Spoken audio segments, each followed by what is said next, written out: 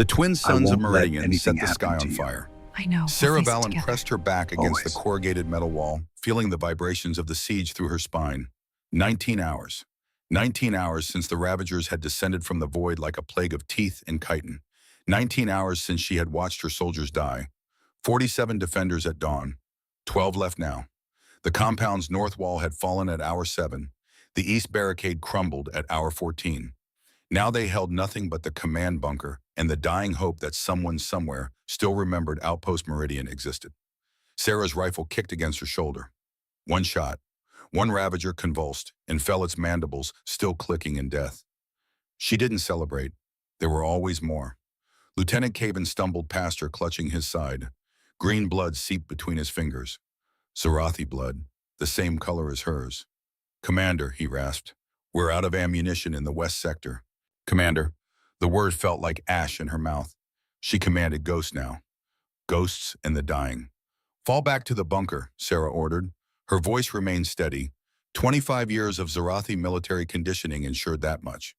"Seal the doors. I'll radio command again." Caven's violet eyes held no hope. On Zarath Prime, hope was a luxury, weakness wearing a smile. But he obeyed. Sarah waited until he disappeared into the bunker before allowing herself one trembling breath. Just one. Then she activated her comm unit for the 7th time. "Meridian outpost to Zarath command. Priority Alpha. Do you copy?" Static answered.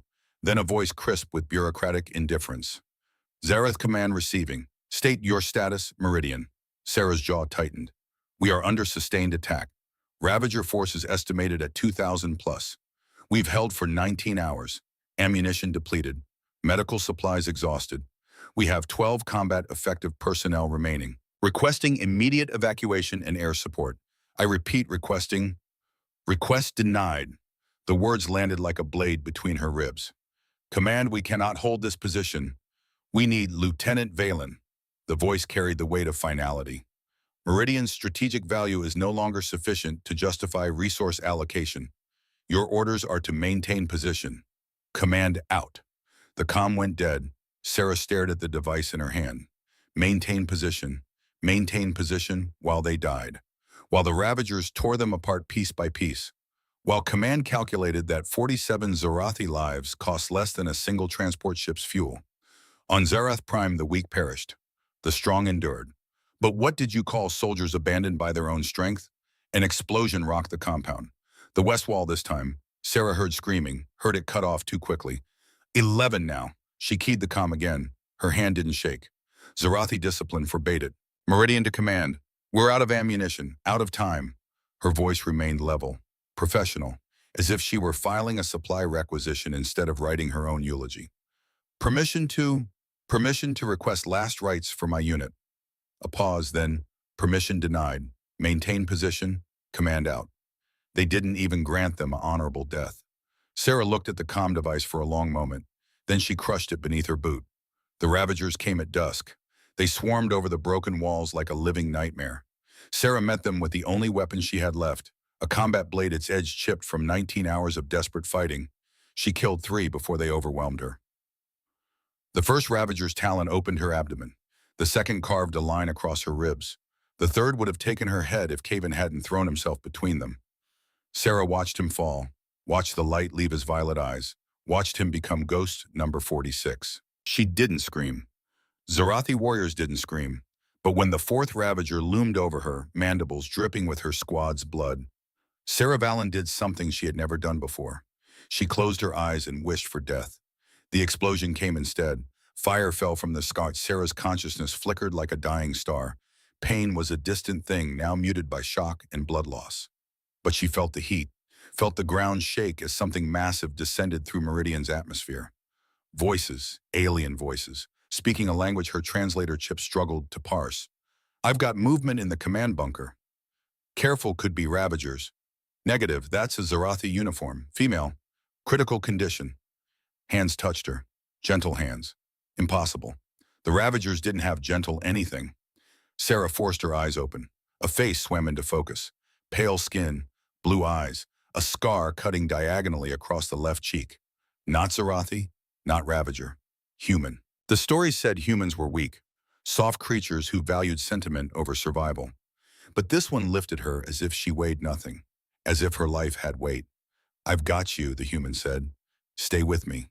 Sarah tried to speak, tried to ask why. Why save a dead soldier from a forgotten outpost? But darkness pulled her down before the words could form.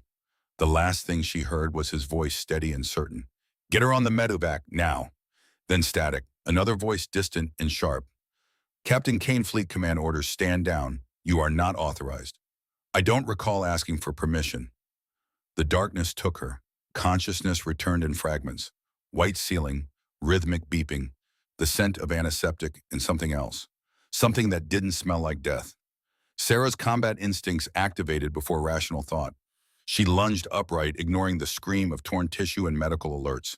Her hand found the IV stand, an improvised weapon. Better than nothing. A figure stepped into her field of vision. The scarred human. He raised his hands, palms out. Non-threatening, but Sarah had seen predators use that gesture before. "Easy," he said. His voice held no fear. "You're on the UHNS Valiant. You're safe." Safe. The word had no translation in her dialect of Zarathi. "Where is my unit?" Sarah demanded. Her voice came out raw, damaged. "Where are my soldiers?" The human's expression shifted. Something that might have been grief flickered across those alien features. His silence was answer enough. The IV stand clattered to the floor. Sarah's legs gave out. She would have fallen if the human hadn't caught her. She struck at him, weak blows pathetic compared to her training. He didn't restrain her, just steadied her, absorbed each impact as if he deserved them. "I'm sorry," he said. 2 words. Inadequate, meaningless, and somehow the first honest thing anyone had said to her in 47 dead soldiers. Sarah stopped struggling, not because she accepted it, but because her body had nothing left. She sagged against him, hating her weakness, hating that she lived when they didn't. "You should have left me," she whispered. The human guided her back to the medical bed. His movements were careful, practiced, as if he'd done this before. Caught broken soldiers before they shattered completely. "You can leave any time," he said quietly. "But where will you go?" Sarah stared at the sterile white ceiling. Where would she go? Back to Zarath Prime, where Command had calculated her life's worth in fuel costs. Back to a culture that considered survival without victory the worst kind of failure. "Who are you?" she asked. "Captain Matthias Keynes, Terran Marines. You can call me Matt." "I won't call you anything," Sarah said. "I'll be gone as soon as I can walk." Something that might have been a smile touched his scarred face. "Fair enough." He turned to leave. "Wait." The word escaped before Sarah could stop it. "Why did you come? We're not your people. Not your war." Matthias Kane paused at the door. His blue eyes met hers, and Sarah saw something she didn't have words for, something that made her chest ache. "Someone was dying," he said simply. "That made it my war." Then he left. Sarah lay in the alien medical bay, surrounded by technology that shouldn't exist outside classified Zarathi research labs. She touched the dermal regenerator patch on her abdomen, felt the tissue already knitting together. Magic wearing a medical label. Through the observation window, she glimpsed other crew members. A silver-haired human checking medical supplies that must be their doctor, the one who'd stabilize her in the field. Dr. Thorne, she'd heard them call him. On Zarath Prime, her wounds would have meant death or permanent maiming. Here, strangers from another species had decided she deserved better. Sarah closed her eyes and did something she hadn't done since childhood. She cried. The human kept a schedule. 0600, noon, 1800, 2200. Every 6 hours, Matthias Kane appeared in her medical bay with the same quiet routine. He brought food, analyzed, confirmed safe for Zarathi physiology. He checked her IV fluids, asked if she needed anything. She always said no. He stayed anyway. On the second day, Sarah pretended to sleep when he entered. Through slitted eyes, she watched him settle into the chair beside her bed. He didn't speak, didn't disturb her supposed rest, just sat there reading something on a datapad. After an hour, he left. Sarah opened her eyes and stared at the empty chair. On Zarath Prime, warriors didn't waste time on the wounded. You recovered or you didn't. Sentiment was weakness. Attachment was liability. But this human sat vigil over an alien soldier like she mattered. The thought unsettled her more than the Ravagers had. Third day, Sarah was strong enough to walk, strong enough to access the ship's public data terminals. She told herself she was gathering intelligence, assessing her captors. Lies came easier than admitting curiosity. The Valiant's crew was predominantly human, with a scattering of other species. She watched them from the medical bay's observation window. Watched them laugh together. touch each other's shoulders in casual camaraderie, show weakness without shame. It was alien in ways their biology wasn't. At 1800, Matthias arrived with her meal. This time Sarah was sitting up. "You're looking better," he said. "Your medical technology is impressive. Clinical, distant, safe. On Zareth Prime, wounds like mine would be fatal. Good thing you're not on Zareth Prime then." Sarah's fingers tightened on the blanket. "Why, wow? Why what? Why are you here every 6 hours? Like you have nothing better to do than watch an enemy soldier heal." Matthias set the food tray down. He met her eyes with that same unsettling directness. "Because you shouldn't be alone. I don't need company. Maybe not, but you have it anyway." He turned to leave. Sarah's voice stopped him. "They left us to die." The words came out harder than she intended. "My own command. They listened to us bleed out over comm and told us to maintain position." Matthias didn't turn around. "I know." "How do you know?" "Because I listened to the same transmission. 17 hours before we arrived." Ice flooded Sarah's veins. "What?" Now he did turn. His expression was carefully neutral. Too neutral. "Fleet Command received your distress call, forwarded it to Zarath Command. We monitored the response. When it became clear no help was coming, I made a choice." "What choice?" "To come anyway." Sarah's mind raced. 17 hours. Command had known for 17 hours and done nothing. But this human, this stranger, had defied his own chain of command to, "You're lying. Check the ship's logs yourself. You've already hacked into our data systems anyway. Might as well confirm it." Sarah's blood went cold. "How did you? Your terminal access shows up on our security grid. I approved it." "Why would you approve?" "Because if I were in your position, I'd want to know the truth too." Matthias moved toward the door again. This time Sarah didn't call him back. She waited until his footsteps faded before activating the medical bay's data terminal. It took her 40 minutes to break through the encryption, another 20 to find the mission logs. Then she wished she hadn't looked. The files were there, all of them. Audio recordings of her desperate pleas to command, video footage of Matthias arguing with his superior officers, the court-martial notice pending. The charges disobeying direct orders, unauthorized use of military assets, creating diplomatic incident with Zarathi government. Sarah scrolled through the disciplinary report. Read the recommended sentence. Dishonorable discharge, possible imprisonment, all because he decided 47 Zarathi soldiers mattered. She found one more file, audio only, Matthias's voice speaking to his executive officer. "I'll take the fall, just make sure she gets medical care. The others too, if any survived. I don't care what it costs me. I'll pay it." The file ended. Sarah sat in the sterile quiet of the medical bay, staring at evidence of something her culture had no framework for. Self-sacrifice. Not for tactical advantage, not for glory or honor, but because someone was dying and he couldn't live with himself if he didn't try. When 2200 arrived, Sarah was waiting. Matthias entered with his usual quiet efficiency. He noted her upright posture, the intensity in her violet eyes. "You're being court-martialed because of me." Not a question. He didn't insult her by denying it. "Yes." "Why," the word came out broken. "I'm nobody, just another disposable soldier. My own command proved that. So why throw away your career for—" "My daughter's name is Neve." The non sequitur stopped her cold. Matthias settled into the chair. His voice remained steady, but something in his eyes went distant. Soft. "She's 9 years old. Lives on Earth with my parents while I'm deployed. Every night before I left for this assignment, she asked me the same question. 'Daddy, who are you protecting out there?' And I told her, 'Anyone who needs it.'" He met Sarah's eyes again. "If I left you to die, I couldn't look her in the eye again when I get home. I couldn't tell her I protect people and have her believe it. So yeah, maybe it was selfish. Maybe I did it to stay the man my daughter thinks I am. But I did it, and I'd do it again." Silence filled the medical bay. Sarah felt something crack inside her chest, something she'd built over 25 years of military conditioning, of being taught that sentiment was weakness, that survival was the only virtue. "Your people," her voice came out hoarse, "you don't abandon each other. We try not to, even if it costs you everything, especially then." The crack widened. Sarah's hands shook.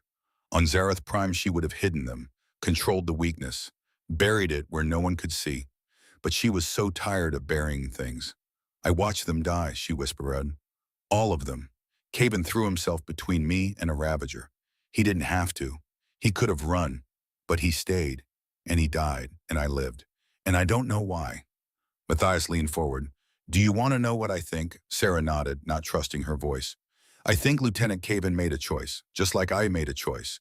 We saw someone worth saving, and we decided that mattered. You didn't ask for it. You don't owe us anything for it. But you're alive because people looked at you and saw value, even when you couldn't see it yourself. A sound escaped Sarah's throat, something between a laugh and a sob. You're very strange humans. Yeah, we get that a lot. For the first time since Meridian fell, Sarah smiled. It felt like treason, like dishonoring the dead by daring to feel anything but grief. But it also felt like breathing after drowning. Matthias stood. Get some rest. You've got a big day tomorrow. What happens tomorrow? I ship out to Earth for my court-martial hearing. Which means this is goodbye. The words hit harder than they should have. Sarah surged to her feet, ignoring the protest of healing tissue. No, Matthias paused. No, I'm coming with you. Sarah, you can't. You saved my life by disobeying orders. Now they're going to punish you for it. That's not justice. That's cowardice wearing a uniform. Her violet eyes blazed. I'm a witness. I have rights under Concordance Treaty law, and I'm going to testify. It won't change anything. Maybe not. But I won't let you face this alone. You taught me that. Someone shouldn't be alone. Something shifted in Matthias's expression. Surprise, respect, and something else Sarah didn't have a name for yet. Okay, he said quietly. Okay. The Fleet Command Tribunal chamber was built to intimidate. Sarah stood in the observation gallery, her hands gripping the railing. Below, Matthias sat at the defendant's table in full dress uniform. 5 officers formed the tribunal panel. Their expressions promised no mercy. The lead prosecutor, Admiral Keene, spoke with bureaucratic precision. Captain Matthias Kane, you stand accused of disobeying direct orders, unauthorized use of military assets, and creating a diplomatic incident with the Zarathi government. How do you plead guilty on all counts? Matthias's voice carried no regret. Murmurs rippled through the gallery. The tribunal officers exchanged glances. Admiral Keene's expression hardened. Do you have anything to say in your defense? No, sir. Then this tribunal. I do. Every head turned. Sarah descended the gallery stairs, her Zarathi military posture radiating authority despite her borrowed civilian clothes.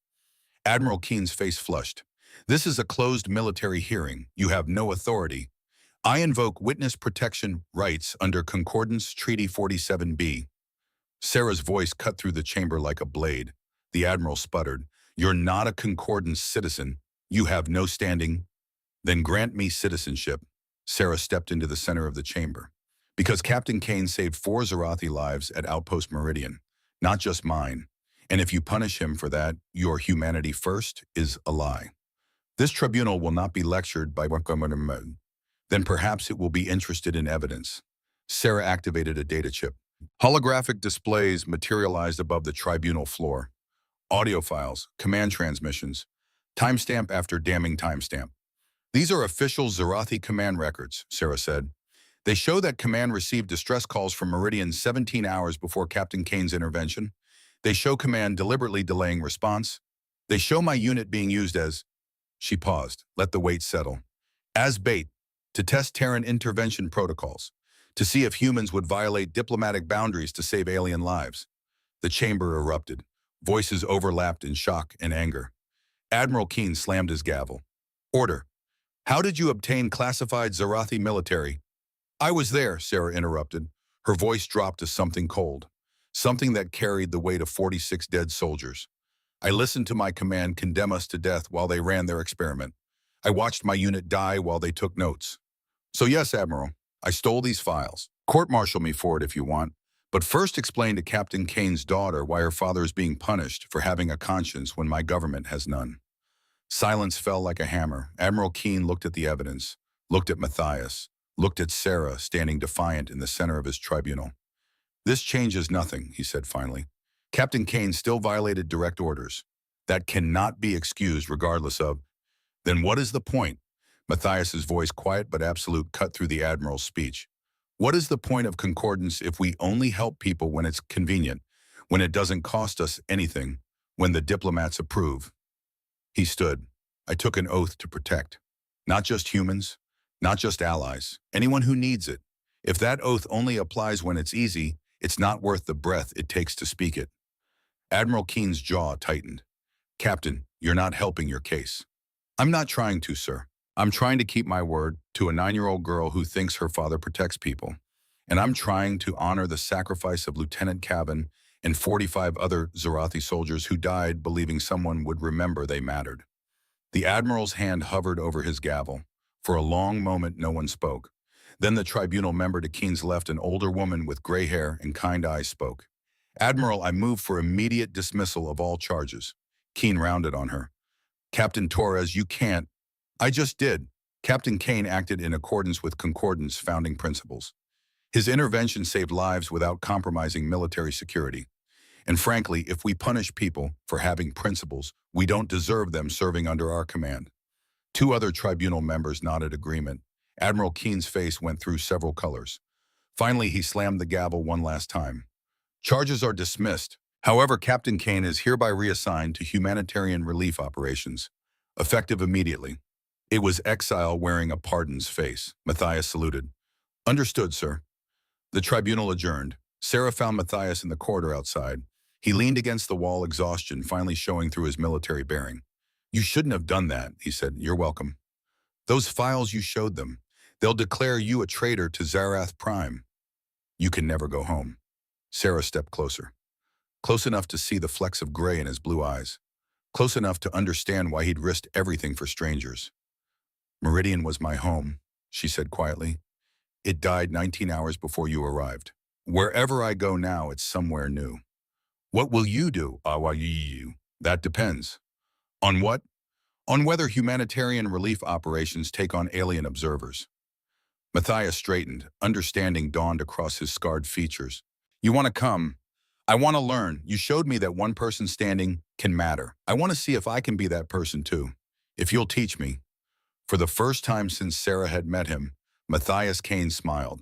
A real smile. One that reached those impossible blue eyes. I think we can arrange that. He extended his hand.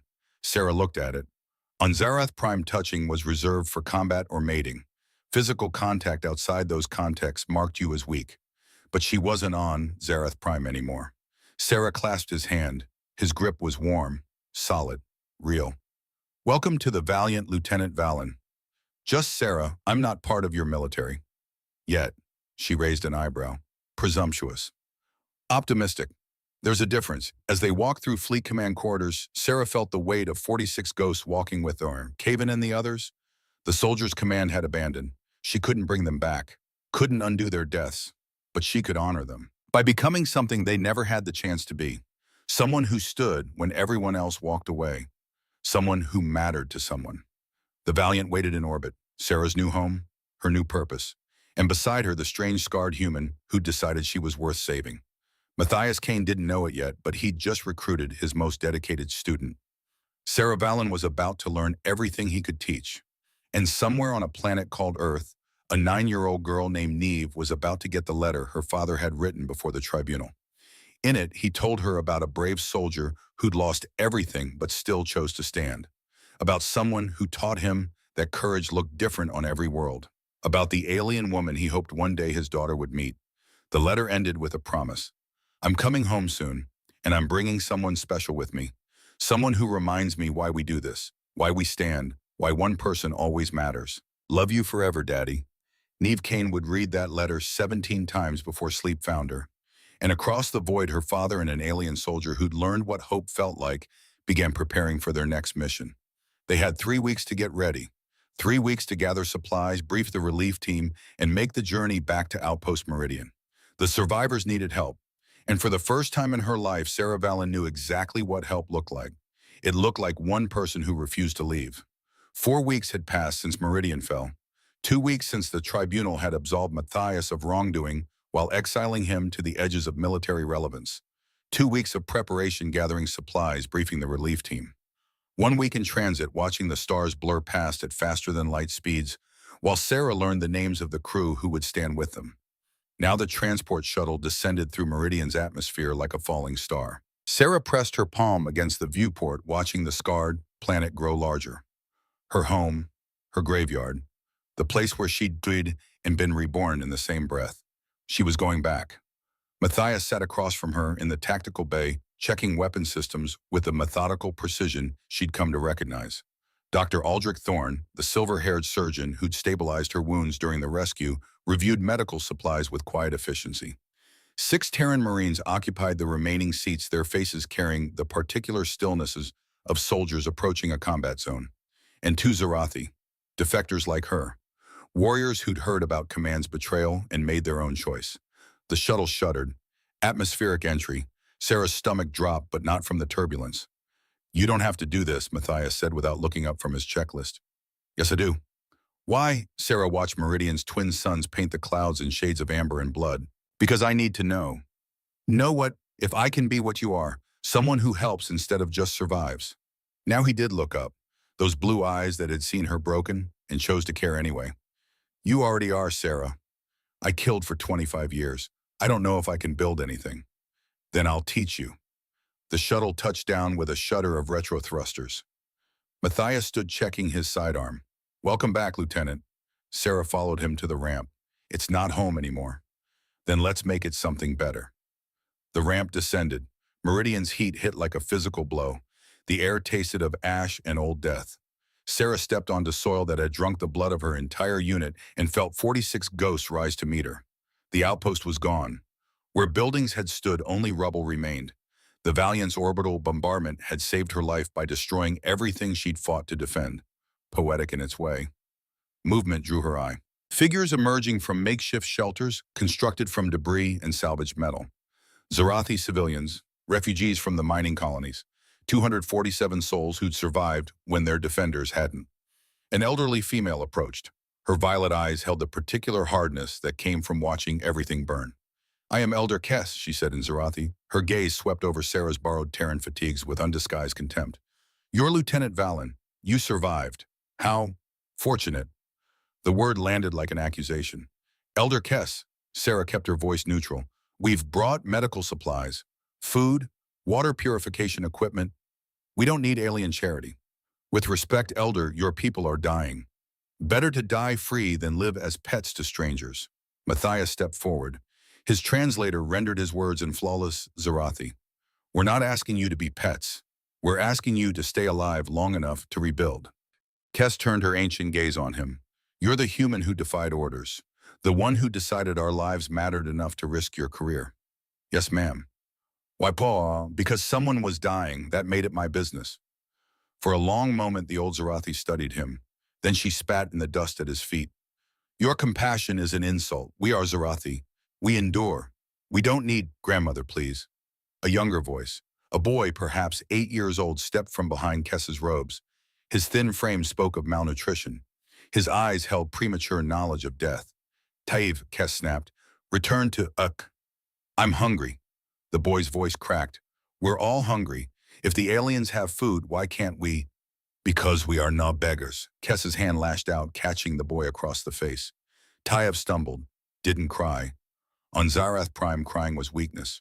But Sarah saw his hands shake. Before she could think, she stepped between them. "Elder Kess, your pride won't feed them. It won't heal them, and it won't bring back the ones we lost." "What would you know of lost traitor?" Kess's voice dripped venom. "You wear their clothes, speak their language, stand with them while your own people starve.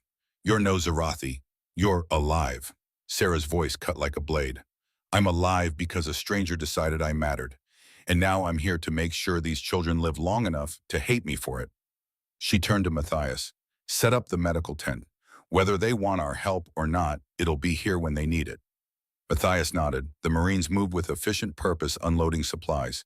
Kess watched with cold fury, but she didn't stop them. Taiv looked at Sarah with something that might have been hope. She turned away before it could take root. Hope was dangerous. Hope made you care. And caring Sarah was learning hurt worse than any wound. The first 10 days passed like water through fingers. Sarah worked herself to exhaustion, hauling supplies through Meridian's brutal heat, erecting shelters from salvaged materials, distributing ration packs that the Zarathi refugees accepted with silent resentment. They looked at her and saw a traitor, a collaborator, someone who'd chosen alien masters over her own kind. She didn't correct them. What could she say that Matthias Kane had shown her more loyalty in 4 weeks than Command had in 25 years? That humanity's supposed weakness had proven stronger than Zarathi's steel. The words would sound like lies, even though they were true. On day 8, Tayev approached her water distribution station. Sarah handed him a canteen without comment. The boy took it, drank deeply, then spat in her face. "Traitor," he whispered. Sarah wiped the spittle away with mechanical calm. "Get in line for medical screening. Dr. Thorne needs to check everyone for infection." "I don't want alien medicine." "Then you'll die of sepsis. Your choice." The boy's violet eyes blazed with hate, pure, uncomplicated. The kind of conviction that came from certainty. Sarah envied him that. She handed him another canteen. "Take this to your grandmother. She's dehydrated." "Why do you care?" "I don't know anymore." The honesty seemed to confuse him more than kindness would have. He took the canteen and fled. Matthias found her that evening sitting on the rubble of what had been the command bunker, the place where she'd made her 7th and final call to command, where they'd denied her even the dignity of last rites. "Rough day," he asked. "A child spat in my face. His grandmother thinks I'm a race traitor, and I'm starting to wonder if they're right." Matthias settled beside her, close enough that she could feel his warmth in Meridian's cooling air, far enough to let her choose the distance. "You know what I see when I look at this camp," he said. "Hatred, resentment, people who are still alive. Because you helped carry medical supplies through 100-degree heat. Because you purified water that would have killed them. Because you stood between a boy and his grandmother's anger long enough for Dr. Thorne to treat his infected leg wound. He hates me. He's 8. He doesn't know what he feels. But he's breathing. That matters." Sarah picked up a fragment of metal. Part of her old rifle twisted beyond recognition. "On Zareth Prime we have a saying, the living serve strength, the dead serve memory. I served strength my whole life, Matthias, and it abandoned me to die. Now I don't know what I'm serving." "Maybe that's the point." She looked at him. "What? Maybe you're not supposed to serve anything. Maybe you're supposed to choose what matters. Build it, protect it, even when it's hard. And what if I choose wrong?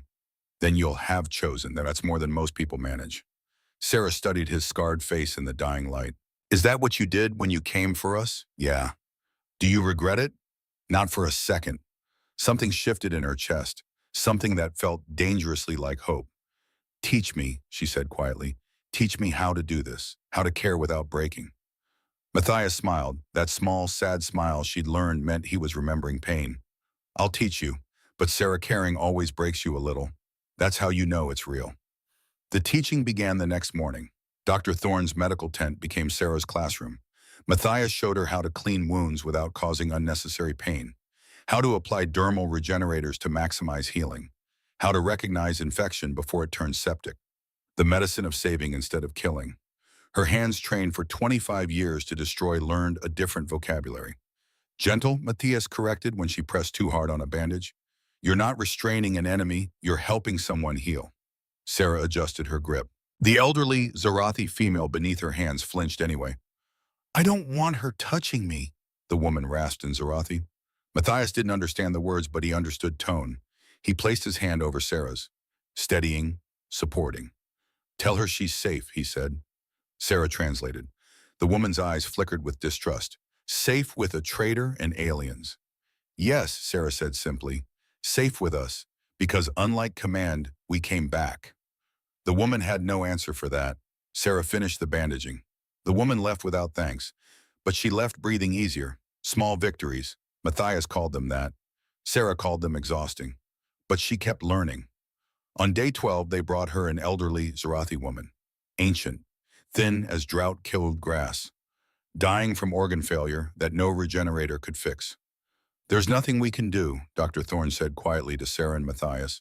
"Make her comfortable. That's all we have left." Sarah stared at the failing woman. On Zareth Prime, they would have given her a blade in privacy, a warrior's end, quick, efficient, honorable. But Matthias knelt beside the cot and took the woman's hand. "You're not alone," he said through the translator. "We're here." The woman's milky eyes focused on him with effort. "You're human." "Yes, ma'am." "Why do you care if I die?" "Because you're dying. That makes you someone who needs comfort." "I'm no one, just an old miner's widow. No value, no purpose." Matthias's voice remained steady. "You have value to me. Right now, right here. You matter." The woman stared at him. Then she turned her ancient gaze to Sarah. You, Zarathi girl, come here. Sarah approached. The woman's hand, paper thin and trembling, reached out. Will you, will you hold my hand? I've never been held. Not in 80 years. Is this what warmth feels like? Sarah's breath caught. On Zarath Prime, physical contact outside combat or reproduction was forbidden. Weakness, sentiment, everything her culture had taught her to despise. But this dying woman just wanted to know what warmth felt like. Sarah took her hand. The woman's grip was weak, fragile, but her eyes brightened. Thank you, she whispered, for making the end less cold. She died 3 minutes later. Sarah sat holding the hand of a stranger for long minutes after the life left her. Matthias didn't interrupt, didn't rush her, just knelt on the other side of the cot bearing witness. When Sarah finally stood, her face was wet. I don't understand, she said. We didn't save her. We didn't fix anything. She died anyway. But she didn't die alone. That mattered to her. That's worth something. Is making someone's death less terrible really enough? Matthias stood. His blue eyes held depths she was only beginning to fathom. Sometimes that's all we can do. Sometimes bearing witness to someone's pain is the only kindness left. And yeah, Sarah, that's enough. Because she deserved to be seen. To matter, even at the end. Sarah looked at her hands, the same hands that had killed, that had held a rifle while her unit died, that had just offered warmth to a dying stranger. It hurts, she whispered. I know. Does it get easier? No, but you get stronger, strong enough to carry it. Sarah wiped her eyes. On Zarath Prime, showing tears would have been unthinkable, but she wasn't on Zarath Prime anymore. And maybe, just maybe, tears were their own kind of strength. Day 14 found Sarah and Matthias on night watch together. Meridian's twin moons painted the ruins in silver and shadow. Somewhere in the distance, scavengers called to each other, the sound of a world healing around its wounds. They'd established a routine over the past 2 weeks. Professional, focused on the work. But tonight felt different. The air held a weight that had nothing to do with humidity. Can't sleep, Matthias asked without turning from his scanner. Thinking. Dangerous habit. Sarah settled beside him on the observation post they'd constructed from debris. Tell me about your wife. Matthias went still, the kind of stillness that meant old pain rising to the surface. Why? Because you mentioned your daughter, but you never talk about her mother, and I want to understand you. For a long moment, only the wind answered. Then Matthias spoke. His voice carried the weight of grief worn smooth by time. Her name was Lysa. We met at university. She was studying xenobiology. I was studying how to shoot things. We shouldn't have worked, but we did. He pulled out a small data chip, projected a hologram. A woman appeared. Dark hair, warm smile, eyes that laughed. She died 3 years ago, autoimmune disorder. Her body decided her organs were foreign invaders and attacked them. We tried everything, every treatment, every experimental protocol. Nothing worked. Sarah watched the hologram flicker. You weren't there. No, I was deployed, deep space patrol. By the time they got the emergency message to me, by the time I made it back, his voice cracked. She'd been gone for 6 days. Nave was 6 years old. She watched her mother die, and I wasn't there to hold either of them. I'm sorry. I swore after that I'd never let duty take me from family again. Never let the mission matter more than the people waiting for me. He laughed bitter. And here I am, light years from my daughter, choosing to stand in the ruins of someone else's war. Why? Matthias turned to her. His eyes held something raw, something true. Because I met you, because you reminded me that duty and love are not opposites. They're the same thing. Taking care of people, whoever they are, wherever they need it. Lysa understood that. She married a Marine knowing I'd always run toward the fire. He touched the hologram gently. And Neve deserves to grow up in a galaxy where people run toward the fire instead of away from it, where a stranger's life matters as much as a neighbor's. I can't give her a world without pain. But maybe I can give her a world with people who care about that pain. Sarah felt tears tracking down her face again. She's lucky, your daughter, to have a father who believes that. She'd like you, I think. Neve asks about you in every message. Wants to know everything about Zarathi culture. Having you in her life would mean the world to her. I'm not sure I'd qualify as friend material. I'm still figuring out how to not be a soldier. You held a dying woman's hand 2 days ago, made her last moments warmer. That's not a soldier, Sarah. That's someone learning to be human, in the best sense of the word. I'm not human. Matthias smiled, sad and gentle and full of something that made Sarah's chest ache. Maybe not in biology, but in the ways that matter. You're getting there. The words hung in the air between them. Sarah felt the weight of them, the invitation hidden in the simplicity. On Zarath, she said quietly, we don't have love. We have genetic compatibility, reproductive contracts, arrangements for optimal offspring.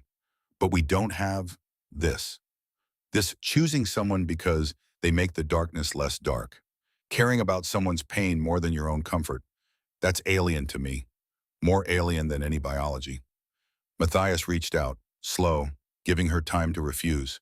His hand cupped her cheek, warm, rough with calluses. Real. What do you feel right now? He asked. Terrified. Of what? That I'll break if I let myself want this. Want you. Then we'll break together. His lips found hers, gentle, careful, like he was learning her the way she'd learned to bandage wounds, with patience, with care. Sarah had kissed before. Quick mechanical exchanges meant for pleasure or political advantage. Biology without emotion. This was different, and this was choosing to be vulnerable with someone who could hurt you, and trusting they wouldn't. When they parted, Sarah's hands were shaking. I don't know how to do this, she whispered. Neither do I, not anymore. But maybe we figure it out together. What if I'm broken? What if Zarath broke me so badly I can't?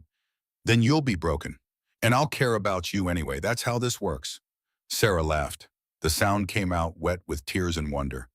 You're ridiculous. Yeah, I really am. She kissed him again. Harder this time. Less careful. More certain. They stayed on that watch post until Meridian's twin moons began their descent. Learning each other, building something fragile and necessary from the ruins of who they'd been. And somewhere in the camp below, Tayev watched the alien woman and the human soldier sitting close together. He didn't understand it yet. But 40 years from now, when he led the first joint Zarathi Terran colony, he would remember this moment. Would remember that love looked like two people choosing each other across an impossible divide. Day 15 brought the warning. Sarah was teaching a group of young Zarathi basic first aid when her combat instincts screamed alert. She'd spent 25 years as a scout. Her body recognized danger before her mind processed it. Matthias, she said quietly, we have incoming. He materialized beside her hand already on his sidearm. Where? High orbit, 3 signatures. Ravager scouts if I'm reading the emissions right. Dr. Thorne activated a scanner. His face went pale. She's right, and they're not alone. There's a larger signature behind them. Hive ship class. The words dropped like stones into still water. Matthias's jaw tightened. How long? 4 days. Maybe 5. Get me fleet command.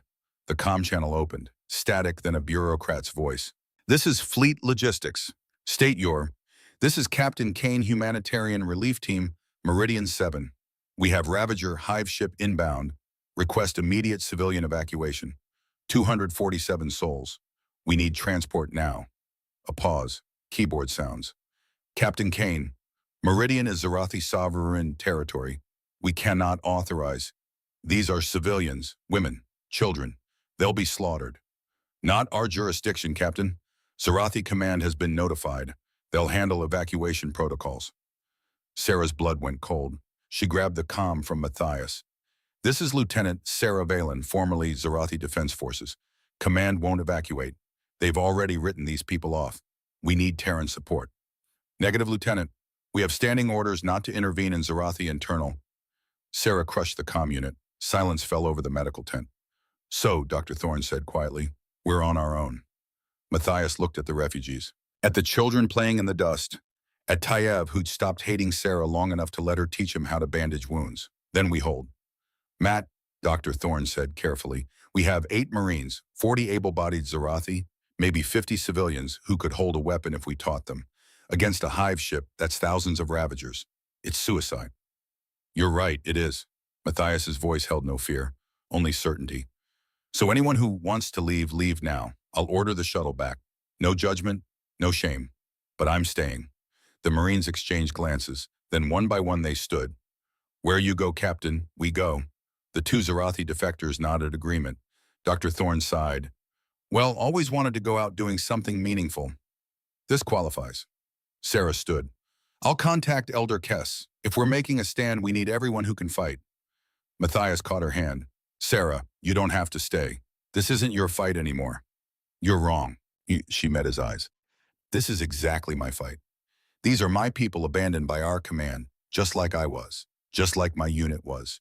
And you taught me that we don't leave people to die alone. I also taught you that caring breaks you. Then let it break me, but I break standing. Something fierce and proud blazed in Matthias's expression. Okay, let's teach these people how to survive. 4 days of preparation felt like 4 hours. Matthias turned the ruins into a fortress, taught civilians to operate mining equipment as weapons, showed children where to hide when the shooting started. Sarah drilled the Zarathi refugees in squad tactics. Most had never held a weapon. She made them into something that resembled soldiers, not professionals, but desperate, and desperation had its own effectiveness. Elder Kess watched from her shelter, silent, judging. On day 18, she approached Sarah. You came back, the old Zarathi said. Yes. Command didn't. No. They declared you Vraxketh, soulless, exiled. You have no homeworld, no family, no place among our people. Sarah didn't flinch. I know. And yet you stay. You teach our children to fight. You stand with aliens to defend people who hate you. Why? Sarah met those ancient violet eyes. Because someone has to. And I'm tired of watching people die because someone decided they weren't worth saving. For a long moment, Kess studied her. Then she did something Sarah had never seen a Zarathi elder do. She smiled. Perhaps Command was right to fear you, Sarah Valen. You're dangerous, not because you fight, but because you care. And that's contagious. Is that your way of saying thank you? It's my way of saying fight well. And if we die knowing someone stood with us. The old woman walked away. Tayev appeared at Sarah's elbow. The boy who'd spat in her face now watched her with something approaching awe. Will we win? He asked. I don't know, but we'll fight, yes. Good. He held out a small hand. Can you teach me more about helping people like you do? Sarah took his hand, felt the weight of trust, of hope, of everything she'd never learned on Zarath Prime. Yeah, kid, I can teach you. That night, Matthias found her in the command post they'd established. You should see this, he said. He activated a hologram. Neve's face appeared, 9 years old, gap-toothed smile, eyes full of wonder. Hi, Daddy, I made you something. She held up a drawing. Crude, childish, perfect. It showed 3 figures holding hands, a tall human male, a smaller human female, and between them a figure with violet eyes and green-tinged skin. This is you and me and the alien lady you told me about, the brave soldier. I drew us as a family because Grandpa says family is people who take care of each other even when it's hard. Is that right? Neve's voice carried pure innocence, pure hope. I hope you bring her home to meet me, Daddy. I want to learn about her world and maybe teach her about ours. I love you. Come home safe. The hologram ended. Sarah stood frozen, staring at that crude drawing, at the representation of something she'd never had, family. She doesn't even know me, Sarah whispered. She knows you matter to me. That's enough for her. Matthias, if we don't survive this, then Neve will grow up knowing her father died protecting people, that he stood with a woman who taught him courage looks different on every world. And that's a legacy I can live with, or die with. Sarah turned to him, this impossible human who decided she was worth saving, who taught her that sentiment wasn't weakness, that caring was its own kind of strength. I love you, she said. The words felt foreign, dangerous, true. I don't know how it happened. I don't know if I'm doing it right, but I love you, and I want to meet Neve. I want to see if I can be part of that family she drew. Matthias pulled her close. His arms were warm, solid, real. Then we survive. We hold the line. We save these people, and we go home together. Promise? I promise to try. That's all I've got. Sarah kissed him, hard, desperate, like she could pour 25 years of emotional starvation into one moment of connection. When they parted, alarms were screaming. The Ravagers had arrived early. Dr. Thorne burst into the command post. They're landing multiple dropships north perimeter. Matthias grabbed his rifle. Get the civilians to the shelter. All Marines to defensive positions. Sarah, you're with me on the line. Where else would I be? They ran together into the gathering darkness. Behind them, 247 refugees huddled in reinforced shelters. Children, elderly, wounded. People who command had abandoned. People who 8 Terran Marines, 2 Zarathi defectors, 40 desperate civilians, and 1 former lieutenant were about to defend with their lives. The Ravagers came like a living nightmare. Thousands of them, mandibles clicking, talons gleaming, eyes reflecting Meridian's twin moons in 1,000 points of hungry light. Matthias took position on the front line, Sarah beside him, Dr. Thorne manning a makeshift medical station behind the barricades. Remember, Matthias called to the defenders, we hold until everyone gets out, no matter what. We don't abandon people. That's who we are. Sarah raised her rifle. Beside her, Taev, too young, too small, too brave, clutched a mining tool converted into a weapon. I'm scared, the boy whispered. Me too, Sarah said, but we're scared together. That makes it easier. The Ravagers charged, and on the front line of an impossible defense, Sarah Vallon learned the final lesson Matthias Kane had to teach. Sometimes love meant standing in the path of overwhelming darkness, not because you could win, but because someone behind you deserved the chance to survive. The battle began. The first wave hit like a tsunami of chitin and rage. Sarah's rifle bucked against her shoulder. One shot, one Ravager fell, mandibles still clicking in death throes. She didn't pause to watch it die. There were always more. Beside her, Matthias fired with mechanical precision. Each shot a small defiance against impossible odds. Behind them, 40 Zarathi civilians who'd never held weapons before 3 weeks ago fought with the desperation of parents for protecting children. The mining charges detonated in sequence. Thunder rolled across Meridian's scarred earth. Ravager bodies flew skyward, torn apart by humanity's gift for creative destruction. The wave faltered for exactly 17 seconds. Then the second wave came. Fall back to secondary positions. Matthias's voice cut through the chaos. Control retreat. Cover each other. The defenders moved, not smoothly, not professionally, but together, covering blind spots, pulling wounded to safety, doing what Zarathi military doctrine had never taught them, caring about the soldier beside you more than tactical advantage. Taev stumbled. His makeshift weapon, a mining laser jury-rigged for combat, clattered from his small hands. A Ravager loomed over him, talons raised for the killing strike. Sarah moved without thought. Her blade found the creature's throat. Green ichor sprayed across her face. She grabbed Taev, hauled him behind the barricade. Stay down. I dropped my weapon. I'm sorry. You're alive. That's what matters. Now stay behind cover until... The transmission cut through every comm unit simultaneously. Zarathi Command, broadcasting on all frequencies. The voice carried bureaucratic precision and calculated cruelty. This is Zarathi Supreme Command. We issue formal declaration. Sarah Vallon, formerly Lieutenant Zarathi Defense Forces, is hereby declared Vraxketh, soulless, without honor, without homeworld. Her name is stricken from all records. Her family line is dissolved. She is exile. Ghost. Nothing. The words hit harder than any Ravager talon. Vraxketh, the ultimate punishment. Worse than death. To be declared soulless meant you never existed. Your ancestors disowned you retroactively. Your descendants, if you had any, would be forbidden from speaking your name. Cultural annihilation. The broadcast continued. Further's declaration, any Zarathi citizen providing aid to the Vraxketh Sarah Valinshin will be considered collaborators with alien forces. All assets on Meridian are considered enemy combatants. No support will be provided, no evacuation authorized. You stand with ghosts, deep away with ghosts. Silence fell across the battlefield. Even the Ravagers seemed to pause as if recognizing the weight of what had been spoken. Elder Kess's voice crackled over the local comm. They abandoned us, just like they abandoned you at the beginning. We're all ghosts now, Sarah Vallon. Sarah's hands tightened on her rifle.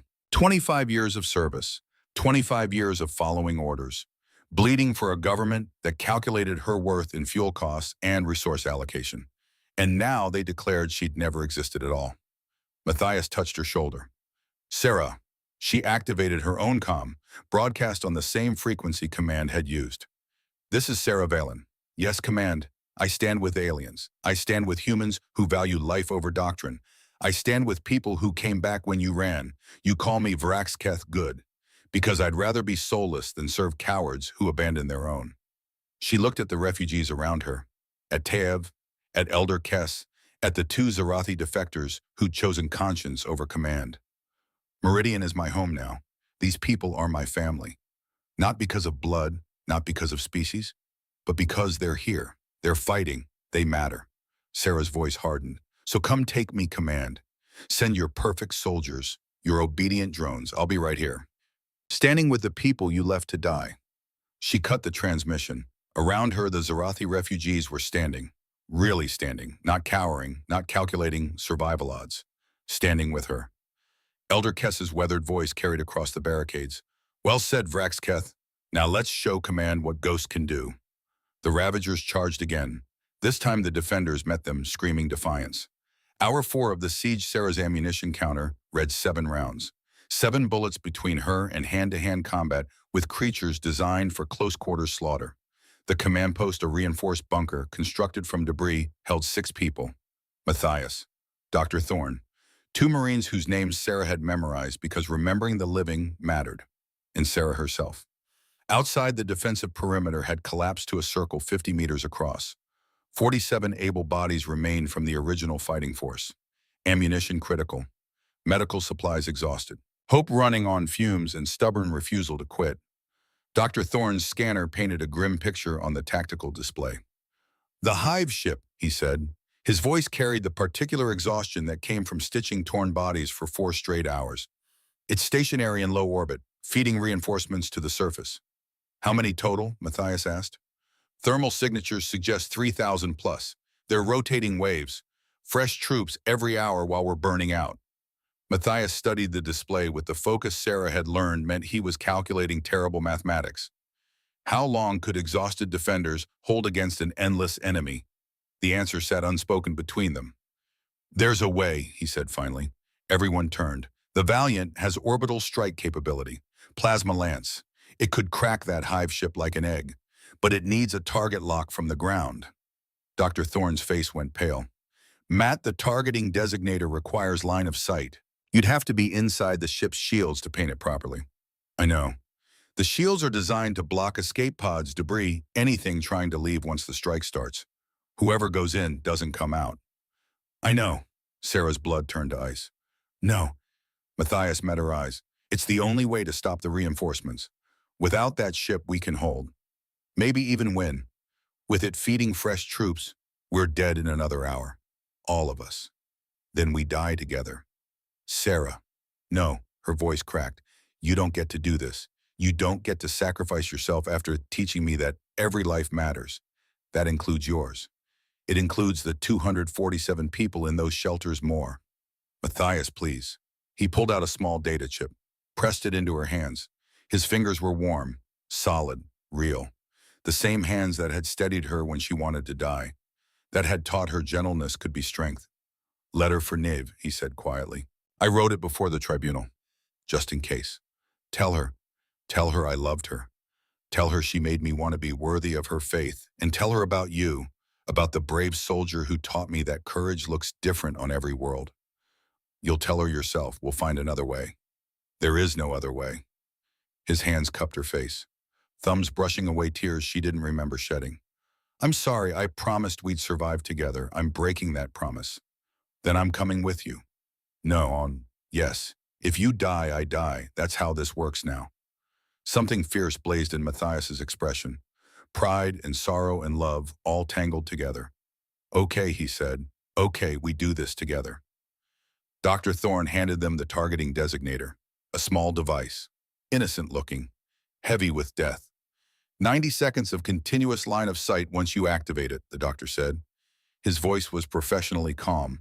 His hands shook. The Valiant will fire the moment lock is confirmed. You'll have maybe 20 seconds after launch to clear the blast radius. Everyone knew 20 seconds wasn't enough.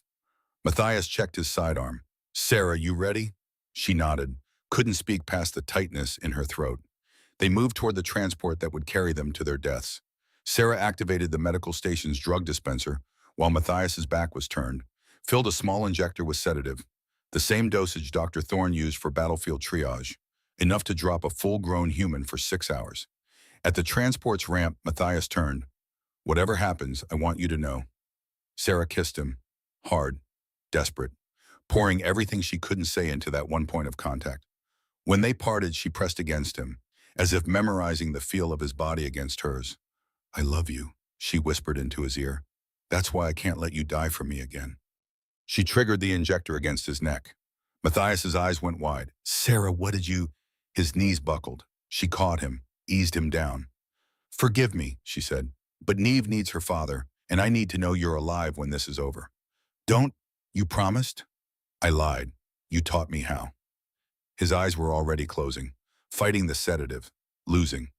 "Tell Neve," Sarah's voice broke. "Tell her I would have loved to meet her. Tell her I'm sorry. Tell her, tell her to take care of her ridiculous father." Matthias tried to speak, failed. Darkness took him. Sarah stood, grabbed the targeting designator, turned to Dr. Thorne. "When he wakes up, tell him I kept my promise. I did break, but I broke standing." Then she ran for the transport before courage could fail her. The hive ship loomed like a moon made of nightmares. Sarah piloted the stolen transport with combat instincts honed over 25 years. The Ravager's security protocols were good, but Zarathi military training had taught her 17 ways to breach supposedly impenetrable defenses. She used all of them. The transport's hull screamed as she forced it through the hive ship's shield harmonics. Alarms shrieked. Ravager warriors swarmed toward her landing point. Sarah kicked open the ramp rifle in one hand, targeting designator in the other. Killed the first 3 Ravagers before they registered her presence. The next 5 died before they could sound alarm.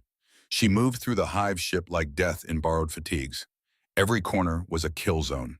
Every corridor a gauntlet. But Zarathi scouts were trained to infiltrate, to navigate hostile territory, to survive when survival seemed impossible. Sarah had spent a lifetime learning this particular dance, just never thought she'd dance it alone. Matthias's voice echoed in her memory. "You're not alone, not anymore." But she was, by choice, because some things mattered more than promises. Like making sure the man she loved went home to his daughter. The Queen's chamber sat at the hive ship's heart. Sarah felt it before she saw it.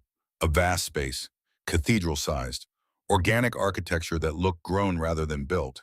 And in the center, the Ravager Queen. She was massive, 3 times the size of her warriors. Her carapace shimmered with colors that hurt to look at directly. Her eyes compound and ancient tracked Sarah with terrifying intelligence. "Zarathi scout," the Queen said. Sarah froze. Ravagers didn't speak. Military briefings had always classified them as advanced insects. Animal cunning, not sapience. The briefings were wrong.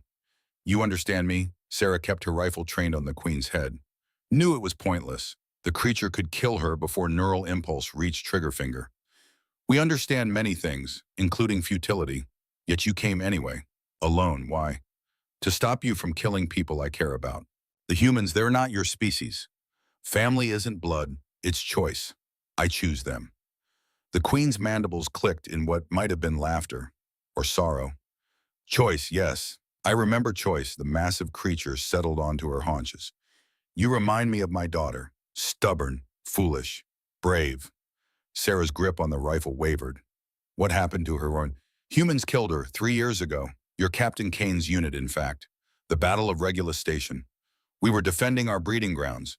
They thought we were aggressors, shot first, asked questions after." The words landed like physical blows. Matthias had never mentioned Regulus Station, never mentioned killing Ravager young. "My daughter died protecting her clutchmates," the Queen continued.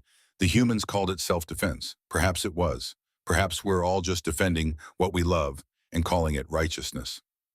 "Then you know," Sarah said quietly, "what it's like to lose someone. I know that grief is universal, and that I've seen enough death to last 1,000 generations." Sarah activated the targeting designator. Red light painted the chamber. The weapon was locked on the Queen's position. "Then let's end this. No more death, no more grief, just silence. You'll die if you stay. The orbital strike will incinerate everything within half a kilometer." "I know. For people who abandoned you, who declared you soulless. No, for people who chose me when I had nothing. For a human who taught me that one person standing matters. For his daughter who drew a picture of us as a family even though she's never met me." The Queen's enormous eyes studied her. "You love him, the human captain." "Yes." "And he loves you." "Yes." "Then you're a fool to die here. Love is rare, precious, and you throw it away for strangers." "They're not strangers, not anymore." Silence stretched between warrior and Queen, between 2 beings who'd seen too much death, caused too much death, and were so tired of the wait. 90 seconds, the Queen said. "That's how long you must hold the designator steady. You won't make it to safety in time." "I know."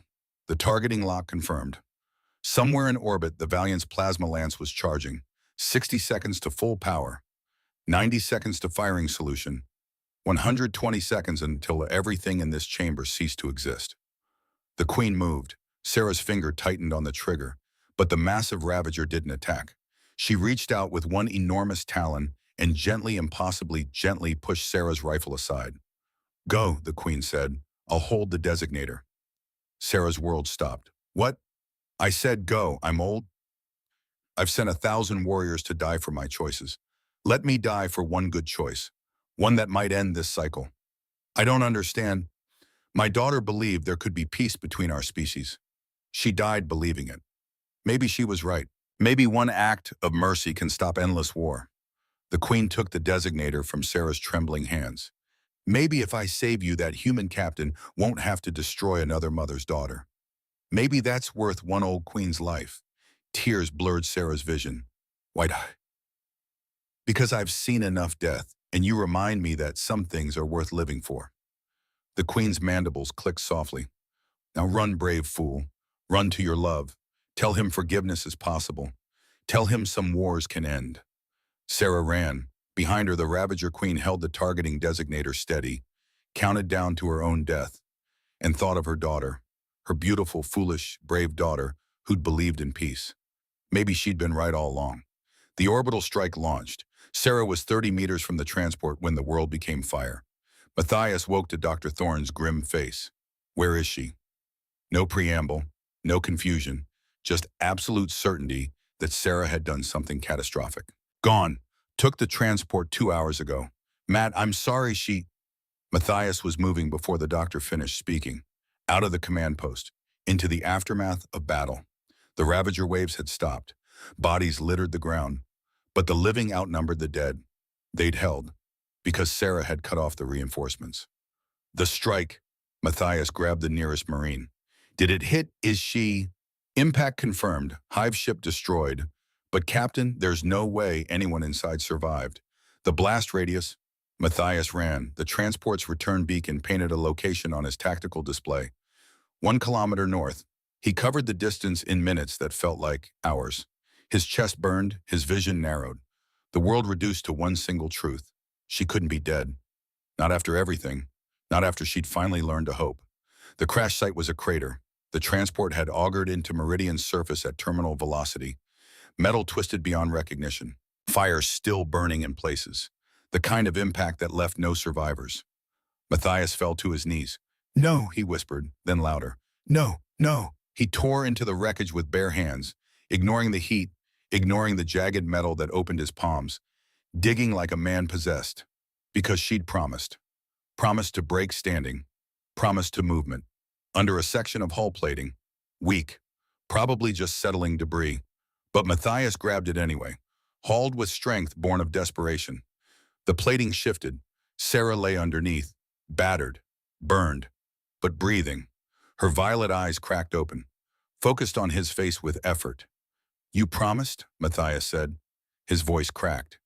"You promised you'd stay." Lied. The word came out as a wheeze. "Learned from the best."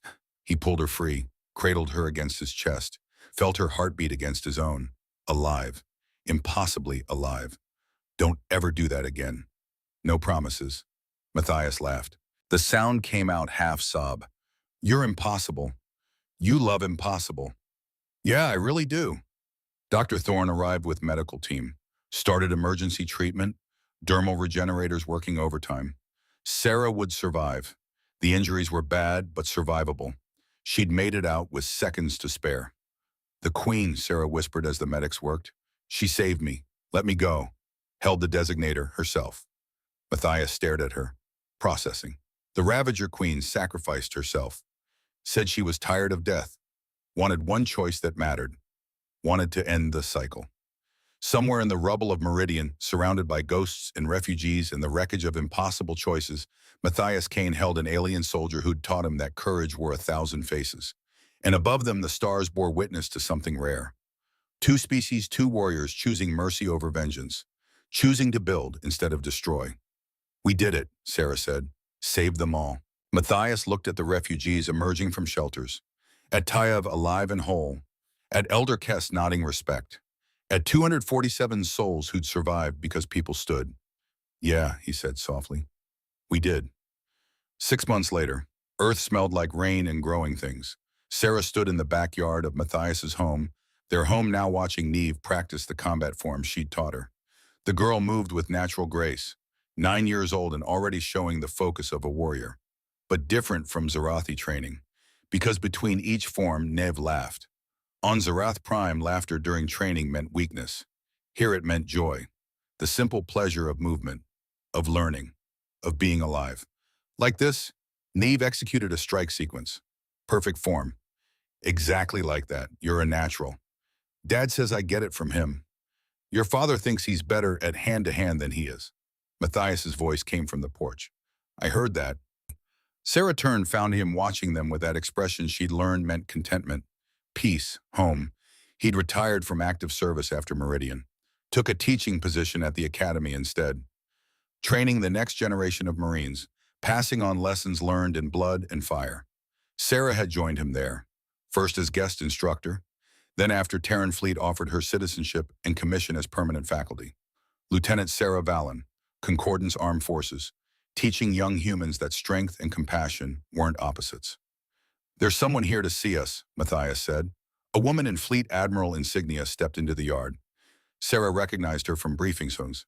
Admiral Sarah Okoro, head of Concordance Operations. Lieutenant Valen, Captain Kane. The Admiral's voice carried authority and respect in equal measure. I won't waste your time with pleasantries. I'm here with an offer. She activated a holographic display, official documents, citizenship papers already filed, military commission active, and something else. You've been recommended for command of the new Humanitarian Intervention Unit. Fast response. Authorized to cross borders when civilian lives are at stake. No more waiting for diplomatic approval while people die. Sarah looked at Matthias, saw the question in his eyes.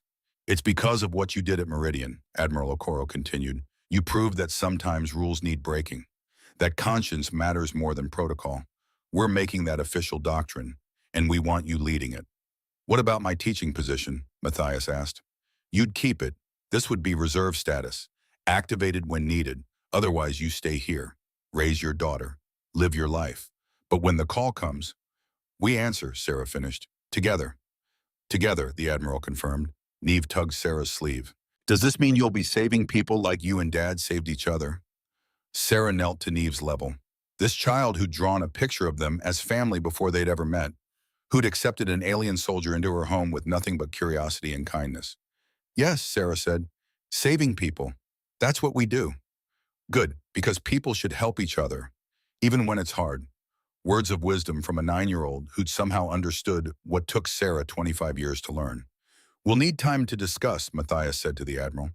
Of course, but there's one more thing. Okoro's expression shifted, became carefully neutral. We received a transmission this morning from Zarath Prime.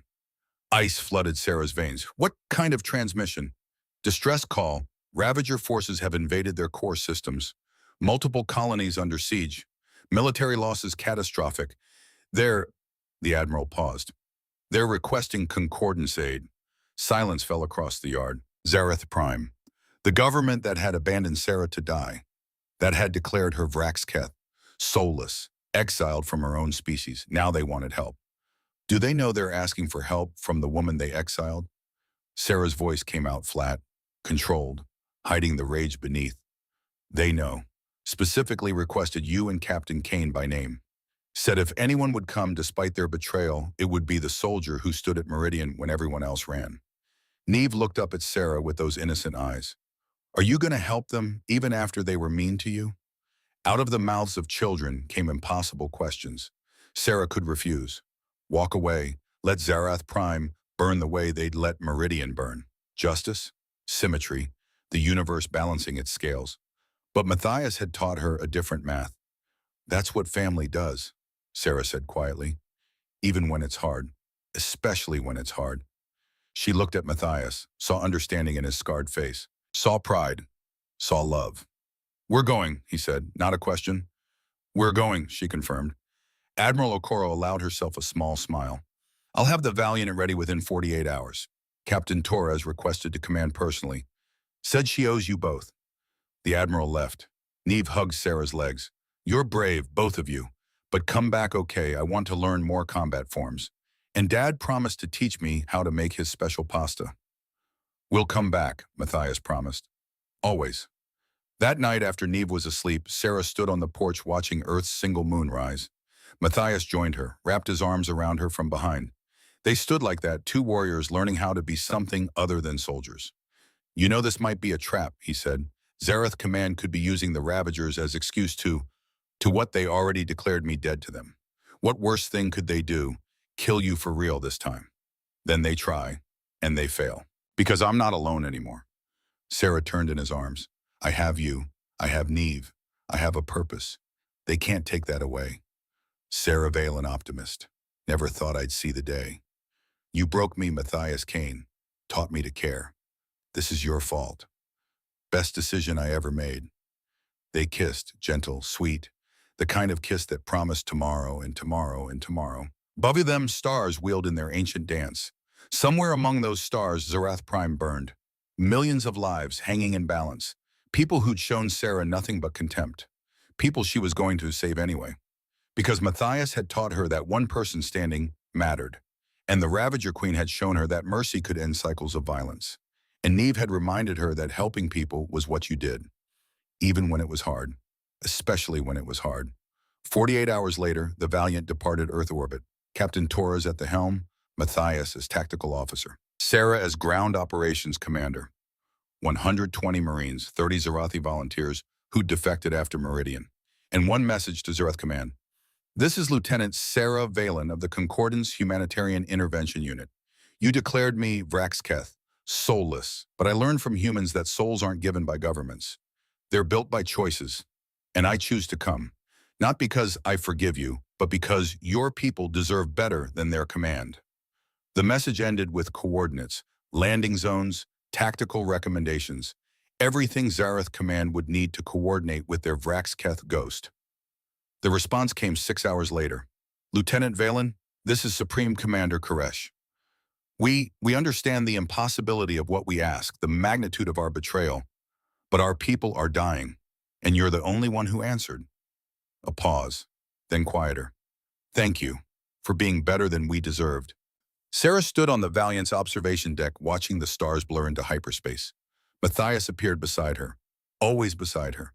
Having second thoughts, he asked, No, but ask me again after we see what's left of my homeworld. It won't be easy. Nothing worth doing is. He took her hand, laced their fingers together. Human and Zarathi, two species, two warriors, two people who'd learned that family was built not born. Together, he asked. Always. The Valiant jumped to hyperspace. Behind them, Earth held a 9-year-old girl who drew pictures of impossible families and believed in them anyway. Ahead of them, Zarath Prime burned, waiting for the woman they'd declared soulless to prove she had more soul than all of them. And somewhere in the void between stars, the ghost of a Ravager Queen whispered approval. One choice had mattered. One act of mercy had broken the cycle. Now the ripples spread. Sarah Valen, once a soldier abandoned to die, now a beacon of hope for the same people who'd abandoned her. Matthias Kane, once a captain willing to sacrifice his career for strangers, now a commander leading salvation for an entire species. Together they would stand where others fell. Together they would save people who didn't deserve saving. Together they would prove that one person, one choice, one moment of compassion could change the galaxy. Because someone had to stand, someone had to care, someone had to be the light in the darkness. And that someone was them. Together. Always.